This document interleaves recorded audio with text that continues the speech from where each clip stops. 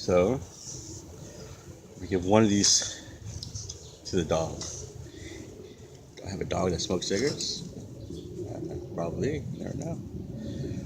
Or do I have a dog that just loves to eat intestines from a cow? I think it's that one. And we make him a burrito.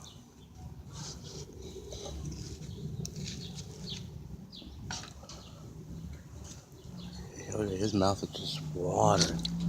It's watering. Look, he loves Diddy Bus.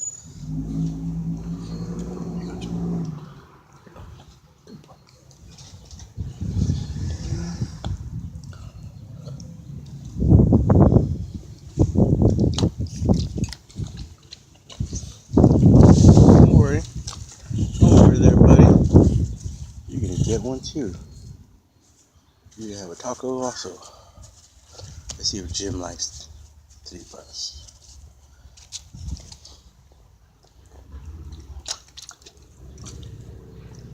Yeah, he does. He likes it.